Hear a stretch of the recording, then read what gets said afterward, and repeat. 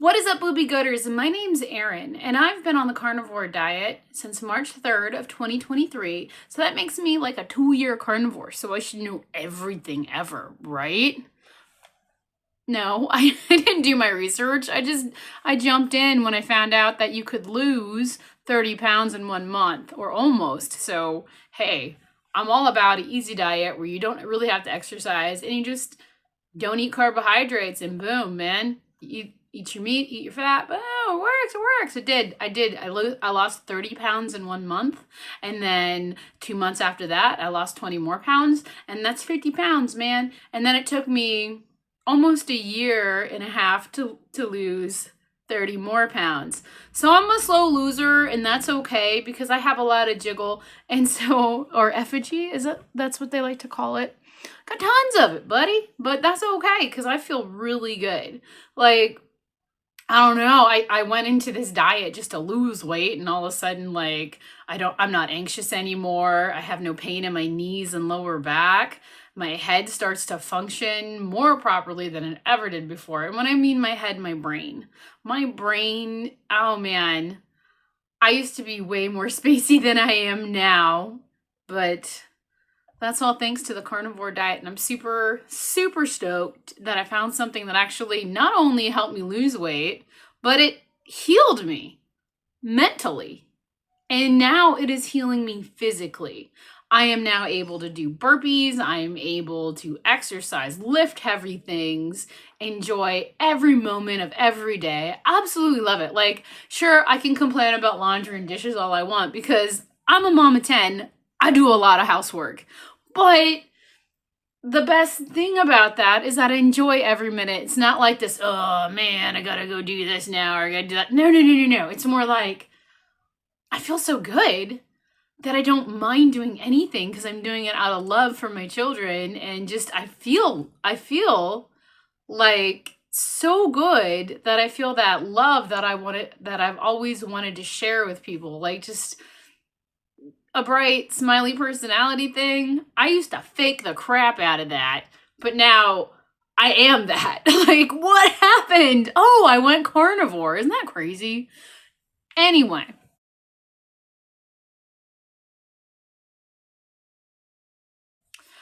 I was scrolling through the old Facebook, and I saw something that I was like, ooh, I can help with this. She wrote this post. Help me out with all your gestational diabetes / keto meal and snack suggestions, please. And I'm like, gestational diabetes? Out of 6 kids. So I've had gestational diabetes and had to go through the whole thing with 6 kids out of the 10. Yes, I have 10. I already mentioned that because I do a lot of housework and crap. Man. You know, like, I should probably make my coffee more powerful than I do drink it, but I drink it pretty thin. It's really light. Anyway, I saw her comment and I was like, oh man, I know I could help her out. Like, this is me. I've been through this. So she wrote her post. So this is what I wrote to her. I was like, girl, I had gestational diabetes with 6 out of 10. I cut out all starchy and sugary carbs. Plenty of meat, low veggies. Think of my plate, but way more meat. Plenty of pickles and low-carb nuts. No fruit. It will spike your sugars. Pork rinds were a godsend for crunchy. There's no carbs. Take a walk after every meal. Helps with blood sugars. Helps the blood sugar stay low. Bubbly and Waterloo seltzer help too. Good luck. You got this. Or you got a 10-pound baby. Your choice. That's what I wrote, guys. I hope that's not too mean, but you know, it's pretty much there. And then this girl, like, I look at the comments that were the suggestions and I'm like, okay, let's see what everybody else suggested because I thought mine were pretty good. Now, when you have gestational diabetes, I'm pretty sure you don't eat snacks. So she's asking for snack options, which is crazy because every 2 hours you have to get your blood checked after you eat a meal, right? That's how I remember it. I mean, and you know, for me, it's been 2 years since doing this. So 2 years and 4 months. Yeah, 2 years and 4 months since I've had to do this. And as I remember, I didn't snack because I knew like it would keep my sugars high. Yeah. And then, yeah, you have to test after every meal, and I never snacked because I knew that it would just raise my blood sugar maybe because I did vegetables. I didn't know about carnivore. I barely knew about keto. Keto to me seems like really hard to do, and carnivore seemed really simple. So I look up at the comments above mine. This lady goes, protein. And I'm like, dude, yeah, protein. Good. Awesome. You can help. And then she goes, Kodiak is a brand I love for convenience items. They have high protein granola bars, various breakfast items. The granola bars are delish and surprisingly filling, given the protein. Okay, so she knows that protein fills you up. Some of the muffin and flapjack options have high carbs, but with the high protein, I've never had spikes in glucose. That's really interesting. So right now, this lady, you're so close, but you're not quite there because you've got the some muffin and flapjacks options have high carbs, but with high protein, I've never had high spikes in glucose. Yeah, but I bet you've had high glucose after 2 hours, huh? Even so. Yeah. Okay. And then she says, Premier protein shakes are another favorite. Pretty much all the flavors are great. I love to use the caramel ones as a coffee creamer and make protein coffee for the morning. They're low in sugar, so that's great for keeping glucose stable for me. So she must have diabetes. Girl, go look up the carnivore diet. Do it for like 90 days. Then you won't have diabetes. Like, that's a nice comment. That's close. That's no cigar, but that's really close. Like, that's good. I want to look up these things, though. Like, so, hold on. Okay, so we've got the Kodiak protein granola bars here. And just, you know, just for giggles and stuff, they have cakes and protein bars. So, you know, it's Kodiak. I buy this for my kids before I cut this out of their diet. That took me forever. I'm really bad on computers, guys. Anyway, so if you ate one of these bars, you would be getting 19 grams of carbs. So when I was gestational diabetic and I ate something that had about 19 grams of carbs in it, my blood glucose would be really high after. And even if it had protein in it, I don't think it's a good idea to tell a pregnant lady to eat these. I mean, these are probably better than most things, you know, but if you have gestational diabetes, it's not something you want to eat, the Kodak bars, honestly. But the protein, she's almost there. She's hitting something with the protein. And then somebody said this, which this is why you don't put these things on the internet. Oh, if you have a sweet craving, a piece of dark chocolate is doable. Occasionally, that is. Okay, at least you put occasionally. Also, there's recipes for cheesecake out there you can make out of cottage cheese. I'm not going to lie. It's not the same as a real cheesecake, but it gives you a little something. I did a cheesecake recipe. It's really fun, and I can link it at this video after. It's kind of silly with pork rind, pork panko, and butter for the crust. It was actually really fun, but it was gross. At the same time, I ate it because, I don't know, man, that creaminess, it gets me sometimes, and I should not go for it. If you have to do fast food, Hothead Burritos has some keto bowl options. So that's okay. I mean, it can't be too high for your glucose there. I don't know. I would make my own during pregnancy. I would just, you know, I did the wrong way. I did a lot of vegetables, and I did just like a little meat, and then I did peanuts or almonds or something. You know, I ate that. Something that was low, which is also not good. Don't do it. But honestly, if you want that, if you crave it during pregnancy, your baby wants you to eat it, but don't eat it. Almonds are terrible. No. Okay, and then she said Chick-fil-A also has a wrap with avocado. Ranch is doable. No, it's not. Ranch is full of soybean oil. Don't do that. And it's doable for dinner, but no fries, and careful. The diet lemonade has a ton of carbs still. Whoa.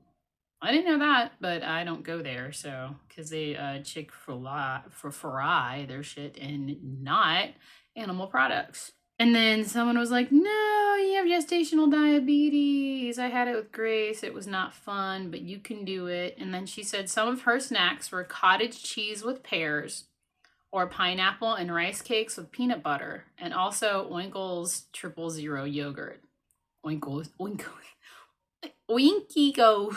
I can't even say their name. Oinkos. That's what I say. Oinkios. 000 yogurt. I get that yogurt. I get that yogurt for my kids. Or the 000 crap. It's not, it's like, what is it, tapioca or something? It's crazy. Cottage cheese. That's good. I think pears or pineapples would raise your blood glucose, and I stayed away from anything that was fruit because I knew it was going to raise it. One time, I remember this because they put me on metformin, and in the morning, my blood sugars were super low, and I grabbed half a banana, and I had to get back up. That's what helped me, was just grabbing a banana, because I knew it would spike my blood sugar. Oh no, you're in the same boat as me, it seems. I got diagnosed 2 months ago. Have you talked to your nutritionist yet? My nutritionist, oh man, I remember her. She was like, so you eat bagels? Do you put lots of cream cheese on it? I'm like, yeah, I love cream cheese. And she was all like, well, only do half and maybe cut your bagel in half even more. Make it smaller and less cream cheese. And then check your blood sugar to see if you can do that, because if it's higher after. So she was just like, you know, check, see how high it is, see if you can't play around with what you're eating to make it less. And I'm like, okay. And they also gave me a pamphlet to follow. And that pamphlet did not work. Like, they were like, eat a hamburger with whole grains, and I'd be like, okay, for a lunch, and I'd eat that, and then it wouldn't work out. It would be, my blood sugar would be like in the 170s, and I didn't want it that high. I wanted, you know, they say 120 is very high. You know, they want to keep it under 120. Can you believe that? You have to keep your sugars under 120. How do you do that? I did it with just eating vegetables and meat. And low in carb, you know, low carb nuts and stuff. Like, I didn't know what to eat. There was a nurse that was like, I wouldn't even, like, she was taking my blood sugars, and she's like, I wouldn't even know what to eat if I had that. What do you eat? Just meat and nuts? That's what she said to me. And then I was like, oh, I can eat nuts. You know, I was just testing out things, and that's how I was like, I didn't really know about maltodextrin and all the other crap, but I knew that pork rinds are 0 carbs. So you have to kind of be your own detective when you do this, and it kind of sucks. So you will end up just eating vegetables, and you will just end up eating pork rinds and stuff because it's crunchy, and anything that said 0 carb was like okay for me, you know? And you want to be careful about diet sodas. Don't do that. They even tell you don't do diet sodas when you're pregnant. Okay, but anyway, she goes, my go-to is this. Breakfast, she eats a slice of keto bread, which we know is full of crap, with avocado and or cheese. And Costco sells antibiotic frozen chicken breast sausages. And then for lunch, she eats more keto bread, tomato, mozzarella, avocado. For dinner, she steams veggie bag, a fish or a lean meat, whole grain veggie, or more keto bread. And then she says Sam sells one that's like 10 grams of carb a slice of bread. Come on now. You put butter on it. Snacks can be, again, Oinko's 000 yogurt, nut mixes. That's what I ate, nuts. Nature Valley protein bar. Why would you do that? That would spike your sugar like MFR. Hummus. Oh, I did a lot of hummus with Flash Gordon. That's why he's so weird. By the way, it was hummus, and I was like, for some reason, and I don't know why, and they tell you not to drink green tea, I wanted green tea. And he kind of, yeah, That's on me. And then she said she didn't know the recommendations, but for breakfast you had to have, okay, this is good that she wrote this because I kind of forgot it. But they tell you 15 to 30 grams of carbs for breakfast. Then they tell you 15 to 30 grams for a snack. So they do give you snacks. I forgot if they did or not because I remember not having them because I was worried my blood would spike. So I would just eat what I was told to eat. I remember this. You call in your blood sugars once a week to your nurse. And you tell them your blood sugars if you don't have to go in that week, which is like every 2 weeks, and then it goes every 1 week and you're in there anyway, so they take your blood sugars from you. You just have to make sure you write them down. Well, you call in and then you tell them your blood sugars.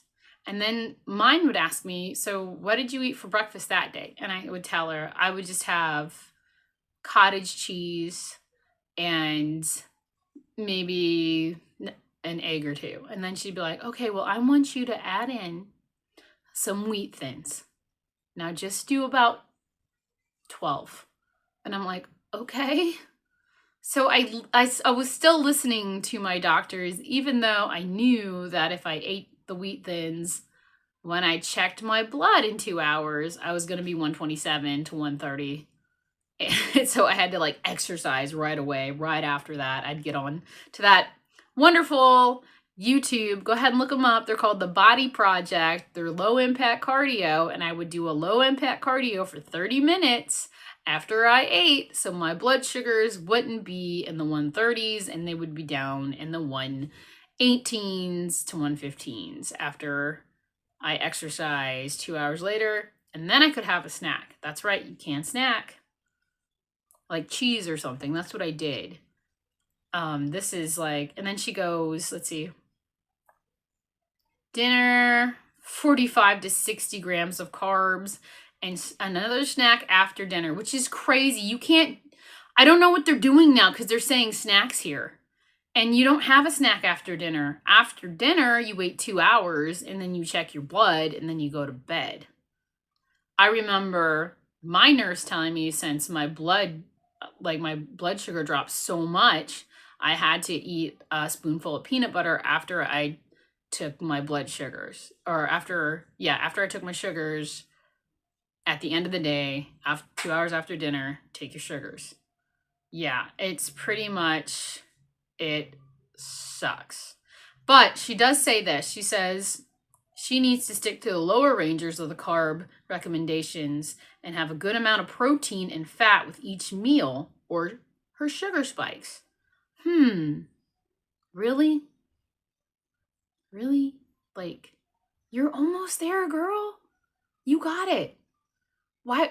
Like, there's these carb recommendations, though. Like, these right here are insane for anybody. And everybody that they're not diagnosed diabetic yet, they're going way over the edge on everything if you think about it. If you're not watching it, you're going over it. You want to stay on the low side. It's very important that you do. And it's even more important that you do eat. I love how this person, she notices that eating a good amount of protein and fat with each meal helps her blood sugar not spike. So she's got something going here. That's pretty good. But girl, drop that keto bread. It's not good for you. And she says it's trial and error. It's trial and error. Her food numbers have been great following this. Her fasting ones require long-lasting insulin, so she has to take insulin. Oh, that sucks. Before bed time every night. Hopefully you won't have to do that, but it's not the end of the world either. I have a continuous glucose monitor. If your insurance covers it, I highly recommend it. I would too, because if you don't, mine didn't. You have to prick your fingers so much so that my fingers, even though I play guitar, my calluses are from poking my finger because of gestational diabetes. And she says she highly recommends it. You get an update every 5 minutes. helps you see how you react to foods, and your doc can see how you're doing periodically also. Plus no more finger pricking, yeah. And then she said, good luck. And you know what? She reminds me of me during pregnancies, like, hey, wait a minute.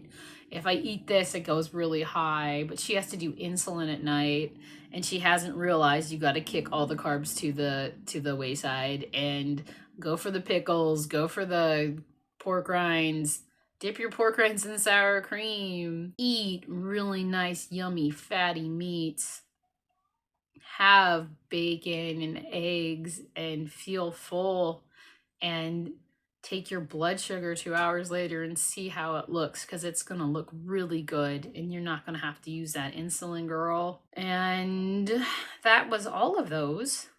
But, you know,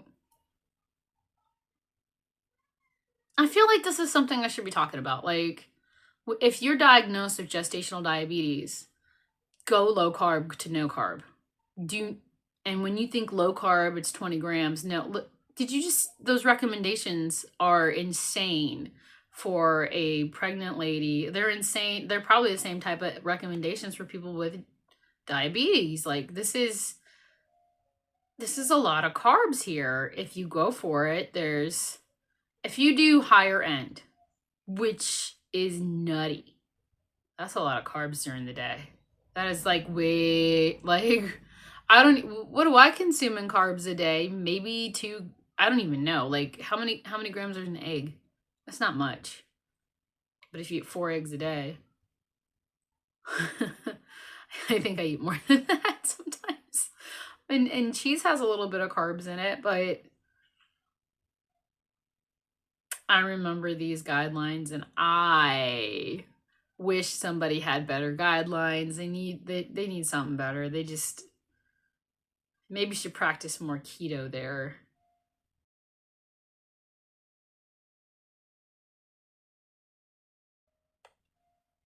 For for pregnancy, because if I were to redo all my pregnancies, obviously I'd be carnivore the whole way and raise them all carnivore like I did Raquel.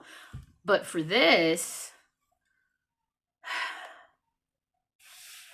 it just makes me really sad that, protein shakes. I just closed my... So I'll look that up. What are those Premier protein shakes? How many grams are in a Premier protein shake? That's what I want to know. So it says that most flavors of Premier protein shakes contain 5 grams of carbohydrates per 11-ounce servings. But if you look to see what's in a Premier protein shake, you will see that there's soybean oil, canola oil. There's a whole bunch of different junk that you do not want to be eating because it's not good. All right, I just went into Premier protein shakes ingredients right now, and it's water, milk, protein concentrate, calcium caseinate, cocoa powder processed with alkali, contains less than 1% of high oleic sunflower oil or soybean oil, natural and artificial flavors, inulin, cellulose gel, and cellulose gum, salt, sucralose. That's sugar. There's just like a whole crap load of crap in here. And then they will name off everything else. But I knew there was soybean oil or sunflower oil in it. I knew it. It's not good. But yes, protein does keep you full for longer, but you stay away from the weird oil too. That's not good for you. So when I had gestational diabetes, I would definitely exercise after every meal, like I suggested. And I think my comment to her was pretty good. I was like, think the my plate, but like meat being like almost the whole thing and the vegetables just a little bit. I think that's a great way to look at it. And they do say you can have some snacks. I didn't snack as much. I knew I had, when they put me on metformin and when I had glyburide, my sugars would drop way too low, and they would tell me to eat after I took my 2-hour blood at the end of the night, always. So, That's awesome. But thank you, Boobie Goaters. I hope any of this was kind of fun and entertaining about it, because it's just like, you've got gestational diabetes. It is not fun. It sucks, especially if you have like really bad anxiety and you've got to call in your numbers. Oh man, I hated that. And I hated like pricking my finger every day. You know how many times a day you prick your finger as a pregnant lady? You have to check morning sugar, 2 hours after breakfast, 2 hours after lunch, 2 hours after you eat your dinner. So that's, you prick your finger 4 times a day, and you are usually pregnant for 280 days. So you're gonna prick your finger for like, if I did this right, 280 times 4, that's 1,120 times, not counting the times that you have to take them at the doctor every 2 weeks when you hit like 20 weeks or something like that, until you have your baby, which they're going to make you have your baby early. And I was medically induced with 7 out of 10 children. I had 2 normally, and those are the ones that I hold dear to my heart, because I went into labor. I went into labor with them, and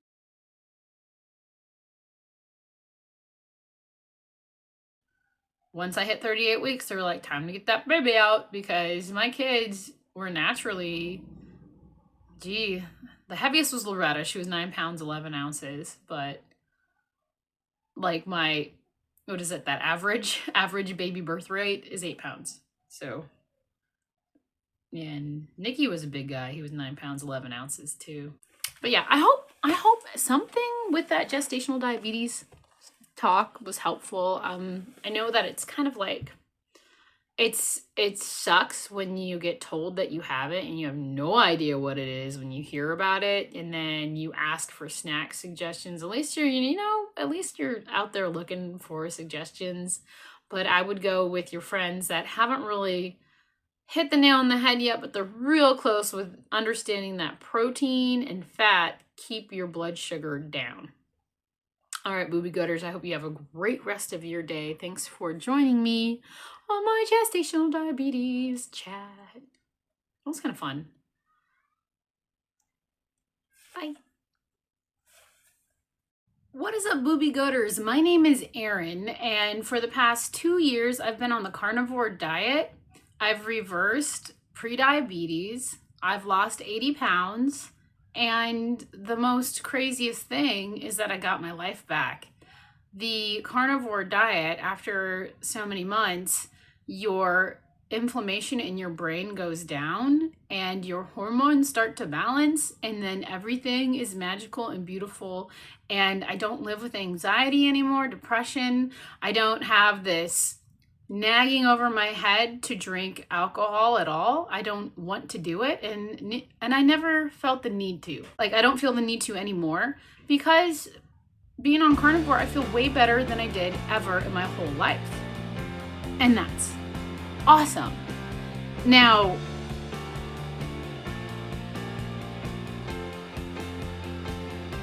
I don't like the shadows. I have too many shadows. Maybe I'll turn off the light.